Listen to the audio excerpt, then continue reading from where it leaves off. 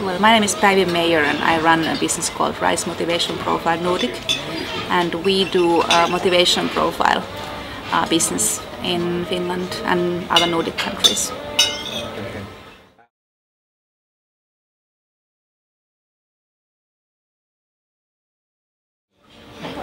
First I got to know it when I was in Switzerland.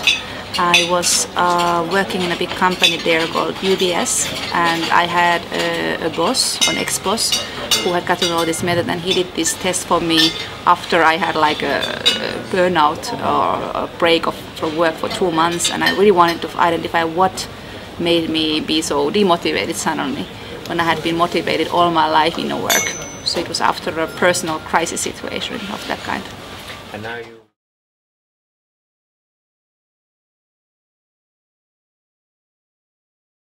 Yes, that's right. I do individual coaching, so I do the test, or the people do the test themselves, and then I will have like a feedback discussion where we go through the results.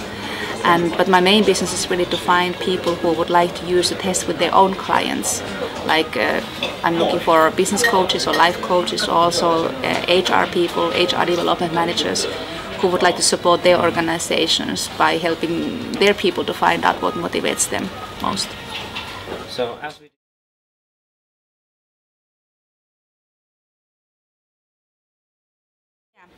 I mean, the profile is based on 16 basic desires or life motives, which have been developed by an American professor called Stephen Rice.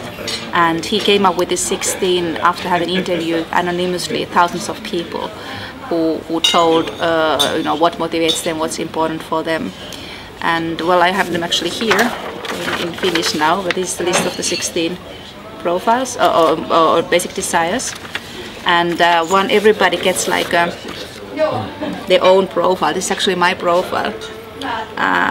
So here you see green ones are the strong motives, red ones are the weak motives, and if it's yellow it means it's balanced, or it's like sometimes strong, sometimes weak.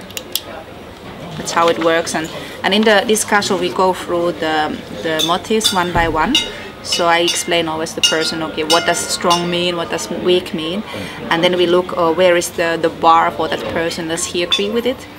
And then we see, okay, what are the implications? So if you have like a strong power motive, which means wanting to influence others, wanting to lead, wanting to get things done, so what's the implication in different situations? And if you have people in your team who have weak desire for that, how does the cooperation look like, what could be the conflicts, etc. So that's how we go through it one by one.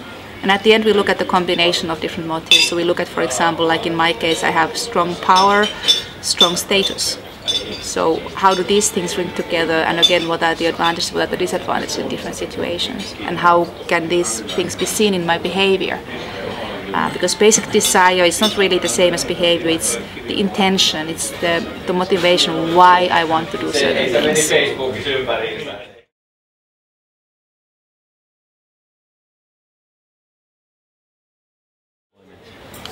I think so. I mean, imagine you as a person who's looking for a job, you know what motivates you really.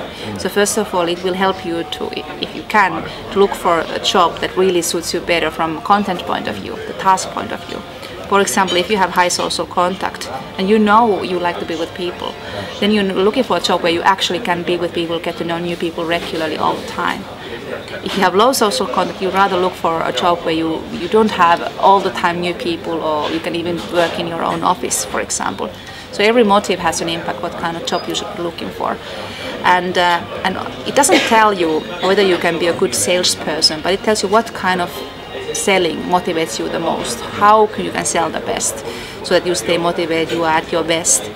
And also if you as an employer, if you're the manager, you are looking for people for your team, if you know your own motivation profile, then you know what are the things you value automatically in the interview. So if you say, well, I value people who are very independent, however, for the task, I would need somebody who is low on independence, who is more team-oriented, then you can evaluate the interview results more based on what is really needed instead of what you value automatically. That's first of all, I think, one important thing that is completely disregarded in most interview discussions. And the second thing is that when you know the team profile or the motivation profile for all your team members, you know where are the biggest motives, and you also know where is something lacking. So you can say, okay, we clearly have, for example, in our team, lots of people who dislike saving. And although here saving has to do with collecting materials, we know it has some relationship to money. So if you know, we would really need somebody who is really keen on keeping things or keeping materials together or saving money even. Maybe you look for somebody who has at least like a medium saving or high saving. So you can pick up some motives from a motivation point of view, in addition to skills and competencies that you are looking for anyway.